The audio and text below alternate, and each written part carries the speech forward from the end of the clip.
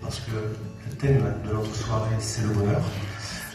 Et je considère qu'une des briques du bonheur, c'est vraiment une posture de gratitude d'une façon générale. Alors certes, la vie n'est pas toute rose, mais elle n'est pas non plus toute noire. Donc il est intéressant de porter notre attention sur les mille cadeaux qu'elle nous fait, les choses magnifiques que la vie nous offre. Et c'est comme ça qu'on peut commencer à changer notre regard, notre perception du monde, et on change notre relation au monde comme ça. Alors déjà, 5 titres à son actif. Ces titres, ils ont pour vocation d'aider à la réflexion sur la thématique du mieux-être, de la connaissance de soi, et donc forcément quelque part du bonheur. D'ailleurs, le bonheur mérité, le titre de la maison d'édition dit clairement ce qu'il veut dire. Je voudrais vous remercier de tous les choix que j'ai faits dans ma vie, de toutes les expériences que j'ai attirées en moi, qui m'ont permis d'être là ce soir avec vous, devant vous, et à partager avec vous, et puis de vivre l'aventure que j'ai vécue avec tous ces auteurs sur la voie. Donc, premier exercice de gratitude va y être pour moi, d'entrée de jeu. Voilà, ça fait pas de mal. Et puis tout à l'heure aussi, vous allez voir que vous allez travailler aussi là-dessus.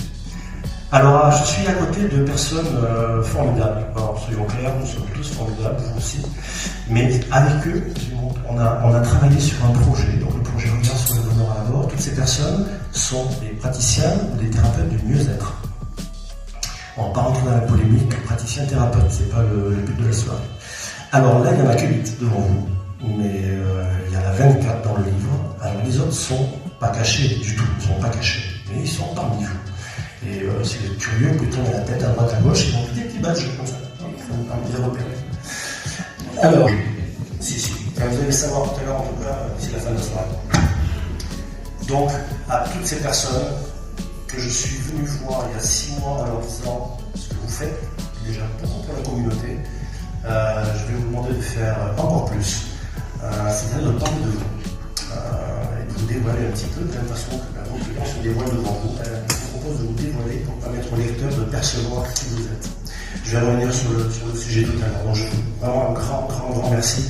On ne serait pas là ce soir s'il ne s'était pas engagé dans ce projet. Tout plein de gratitude pour vous. Merci. Alors, le troisième intervenant de la soirée, et pas des moindres, c'est qui? C'est vous, le public, puisque vous êtes là ce soir. Alors, on en parlera tout à l'heure. Vous avez quand même décidé de consacrer du temps, de l'énergie pour venir découvrir des choses, apprendre des choses, pour pouvoir améliorer votre discernement en matière de mieux-être. Et ça, c'est quand même un investissement que tout le monde ne fait pas, puisque voilà, la salle, c'est bien rempli, donc on commence à être pas mal rempli. Voilà, sur une ville de 10 000 habitants, tout le monde n'est pas là, mais vous êtes là. Et ça, je pense vraiment que ça mérite des applaudissements, ça mérite de la gratitude, mais pas la mienne ici, quand même, je suis content que vous soyez là, mais de la gratitude vis-à-vis de vous-même, parce que cet investissement, c'est vous qui avez décidé de le faire. Donc je vous demande de vous applaudir. Vous, là, maintenant, et puis encore, c'est vous. L'aspect qui est fondamental pour moi, c'est que quand on prend la responsabilité du chemin dans lequel on s'engage vers son mieux-être, cette responsabilité, elle intègre aussi le fait qu'on peut se tromper et que l'erreur peut faire partie du chemin. L'erreur est quelque chose qui peut être qui est potentiellement très bénéfique, puisque ça vous permet déjà de savoir que ce n'est pas dans cette direction-là qu'il faut vous allier, et vous permet d'avoir un meilleur discernement. Je crois fondamentalement que quand on est dans l'ouverture, la vie amène toujours à vous des bonnes personnes et des bonnes expériences. Parenthèse terminée. Je reviens à cette notion de pas en avant dans la vie d'un être humain, la décision de prendre soin de soi. C'est un petit peu dans... Vous avez peut-être l'impression que le fait de prendre cette décision, ça n'influe que sur votre vie. Pas du tout. Enfin, moi, je considère que pas du tout. Effectivement, si vous prenez la décision de prendre soin de vous, ça va d'abord avoir un impact sur votre vie. Mais prendre soin de vous, ça veut dire travailler la bienveillance vis-à-vis de vous, travailler la compassion, ce qui veut dire que ça va avoir aussi des conséquences dans votre relation aux autres. Alors, évidemment, d'abord dans votre sphère intime, dans les personnes qui sont proches de vous, mais aussi dans votre sphère professionnelle. Si vous apprenez à relationner différemment, il y a beaucoup de choses qui vont changer dans votre relation aux autres. On va aller encore plus loin. Parmi les choses auxquelles je crois profondément, il y a là ce que j'appelle moi la valeur de l'exemple.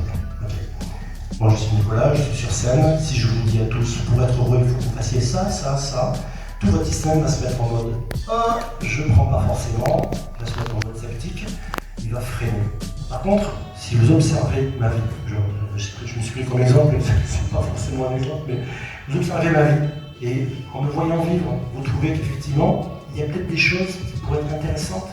Donc vous avez envie de vivre aussi un peu de la même façon, etc. Vous allez observer comment je fonctionne, et vous allez observer peut-être comment je suis arrivé à fonctionner comme ça. Et là, il n'y aura aucune résistance. C'est vous qui allez venir chercher dans mon référentiel ce que vous pouvez prendre pour le ramener dans le vôtre et changer. Donc vous voyez que cet acte qui paraît totalement personnel et anodin a un impact en fait, par un effet de ricochet, pour moi je considère, au niveau de la planète entière. Le fait de prendre soin de soi, vous êtes des personnes extrêmement importantes là ce soir. Vous êtes là, vous consacrez du temps, de l'énergie pour prendre soin de vous et vous faites du bien au monde. Je pense que ça mérite un applaudissement. Applaudissez-vous. Allez. Apportez ça dans le monde. Alors, mettre licence, vos expériences que nous vivons.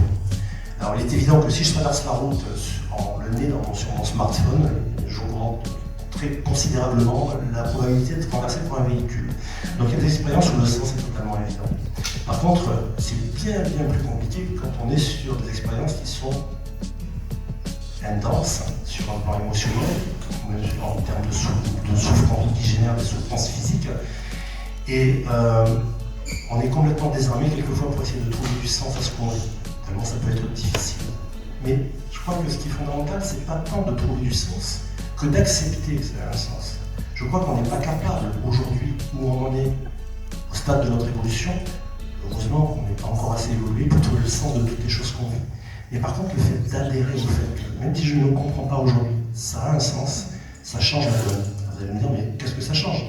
Ben, ça change le fait que déjà, on aurait pu se comporter comme les Gaulois, qui se protégeaient avec un casque, avec la peur que tout leur tombe sur la tête, que le ciel leur tombe sur la tête n'importe où, n'importe quand.